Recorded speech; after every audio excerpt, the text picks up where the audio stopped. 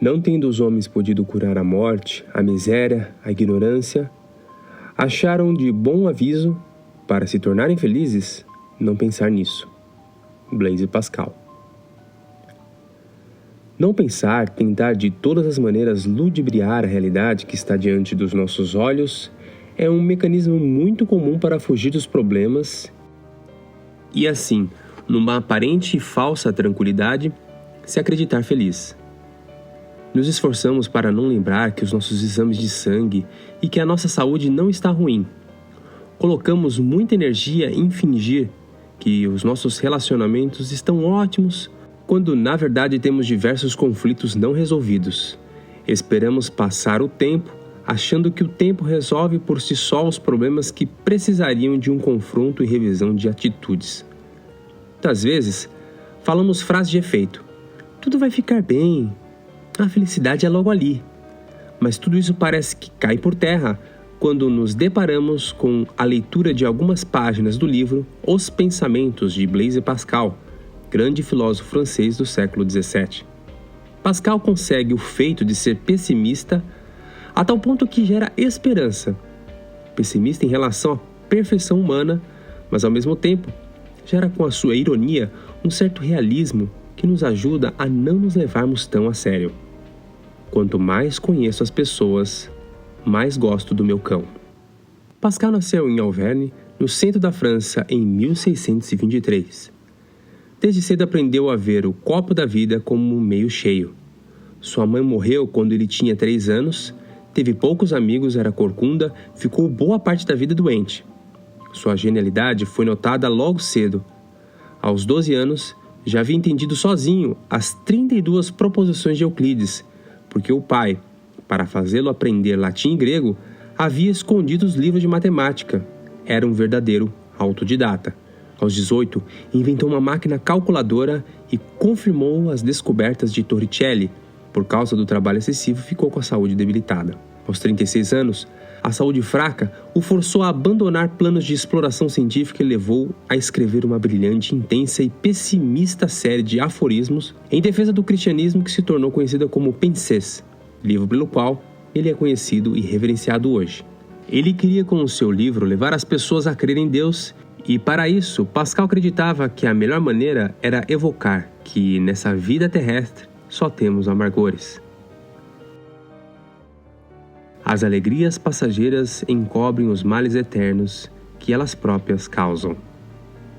Olá, eu sou Paulo Rafael e se segure bem firme que essas 4 lições do vídeo irão te desafiar, porque Pascal quer fazer uma aposta contigo até o final do vídeo. Se inscreva no canal e se quer saber sobre a força que a filosofia tem de transformar vidas, clique no link da descrição. Pascal, ao explicar o sofrimento da condição humana, queria levar as pessoas a um processo de conversão. Pascal reflete sobre o homem como um ser agitado que se põe em perigo através de guerras e desavenças. Assim surgiu uma das suas mais famosas frases. Lição 1.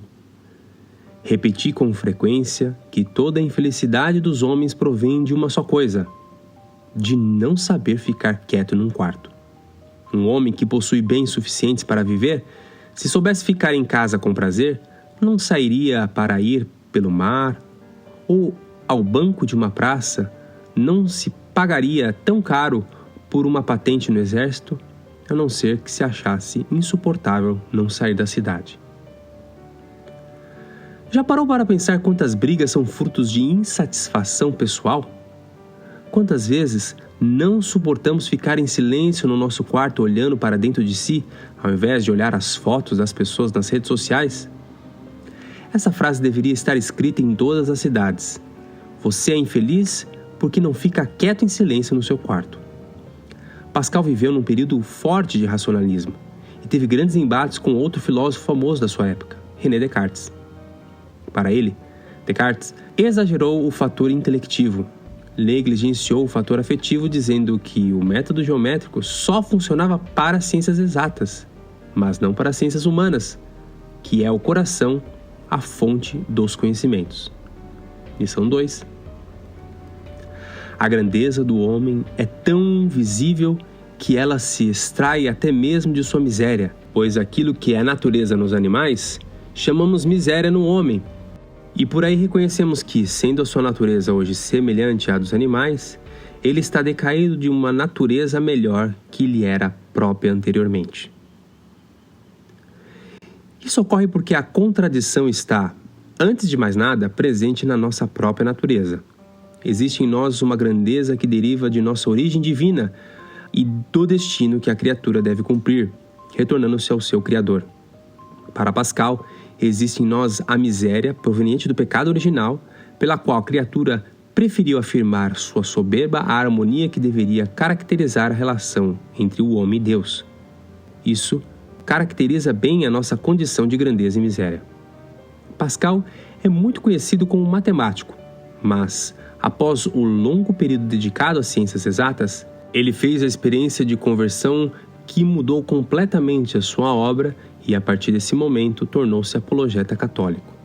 A narrativa desse evento é profundamente emocionante. Ele a escreveu num papel e costurou junto ao bolso de sua camisa e ficou ali até o resto de sua vida. Pascal viveu uma experiência mística que ficou conhecida como Memorial. Ano da Graça de 1654, segunda-feira, 23 de novembro, dia de São Clemente, Papa e Mártir. Das 10h30 da noite, mais ou menos, até cerca de 00:30. Fogo. Deus de Abraão, Deus de Isaac, Deus de Jacó, e não dos filósofos e dos sábios. Certeza, certeza, sentimento, alegria, paz. Deus de Jesus Cristo, meu Deus e vosso Deus. Esquecimento do mundo e de tudo, menos de Deus. Não se encontra fora das vias ensinadas no Evangelho. Grandeza da alma humana. Pai justo, o mundo não te conheceu, mas eu te conheci.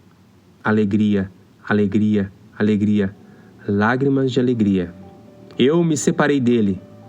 Abandonar-vos-ei, vós, meu Deus? Que eu não me separe dele pela eternidade. A vida eterna é esta, que eles te conheçam, a ti, o Deus único e verdadeiro, e aquele que enviaste, Jesus Cristo. Eu me afastei dele, evitei-o, reneguei-o, crucifiquei-o. Que eu jamais me separe dele. Não se conserva senão pelas vias ensinadas no Evangelho. Renúncia total e doce. Submissão completa a Jesus Cristo e ao meu diretor. Alegria eterna por um dia de provação na terra. Não me esquecerei das tuas palavras. Amém. Após a sua conversão, ele viveu mais alguns anos escrevendo muito sobre a religião cristã. Com a sua morte prematura, em 19 de junho de 1662, não conseguiu concluir a sua apologia da religião cristã. Os fragmentos dessa obra foram reunidos no seu mais famoso livro, intitulado Pensées, Pensamentos. Pascal sugere encarar os desesperadores fatos da nossa situação. O livro é consolador, animador e muitas vezes engraçado. Os Pensamentos é mais do que qualquer livro meloso sobre beleza interior e pensamento positivo. Pascal coloca diante dos nossos olhos a expectativa versus realidade. Ele nos faz lembrar que os seculares são, nesse momento histórico, muito mais otimistas que os religiosos. Algo estranho, porque os religiosos são criticados por serem aparentemente ingênuos. Porém, esses mundanos se tornaram entusiastas a tal ponto de acreditar que poderiam criar um paraíso na Terra. Declaram a falta de fé em Deus, enquanto professam o credo nos poderes do mercado financeiro, da pesquisa médica e nos partidos políticos. Pura ilusão. As religiões sabiamente insistiram que nós somos criaturas inerentemente falhas, incapazes de felicidade interminável, atormentados por desejos inoportunos, obcecados por status, vulneráveis a terríveis acidentes, sempre caminhando em direção à morte. Aqui entra toda a importância da reflexão de Pascal. Esse realismo coloca os nossos pés no chão. Antes de falar sobre a grande aposta de Pascal, lembro que toda essa tarefa tão importante de refletir está no nosso programa Filosofia como Estilo de Vida. Lá eu, professor Paulo Rafael, dou o caminho claro e fácil para o autoconhecimento. O autoconhecimento, que é o princípio para qualquer atividade bem-sucedida, é detalhado num passo a passo fácil e didático. Se você quer saber mais, é só clicar aqui ou no primeiro link da descrição. Vamos à famosa aposta de Pascal. O argumento, em resumo, soa assim: ninguém pode evitar o dilema, ou Deus existe, ou não existe. É um problema que diz respeito à vida, não um problema puramente especulativo, uma vez que é necessário agir ou como se Deus existisse, ou como se não existisse. A neutralidade é impossível, é necessário apostar. Não está em nosso arbítrio, somos obrigados. Que alternativa escolhemos? Consideremos o dilema como um jogo no qual sairá cara ou coroa. Em qual apostaremos? Segundo a razão, não se pode apostar nem em uma nem em outra, porque, segundo a razão, nenhuma das alternativas pode ser excluída. Apostaremos na que corresponde melhor aos nossos interesses. Admitamos que Deus existe. Que coisa nós arriscamos a perder se vivemos como se Deus existisse? A resposta: os prazeres, os bens do mundo, isto é, bens finitos. Que coisa ganharemos? Um bem infinito. Então, se ganharmos, ganharemos tudo. E se perdemos, não perderemos nada. Só nos resta, pois, apostar sem hesitação que Deus existe. Mesmo que se admitissem infinitas possibilidades negativas contra uma só favorável, ainda seria melhor apostar na existência de Deus, porque se tem pela frente uma eternidade de vida e de felicidade. Mas, na realidade, as probabilidades são finitas e o que se arrisca é finito em face de uma infinidade de vida infinitamente feliz.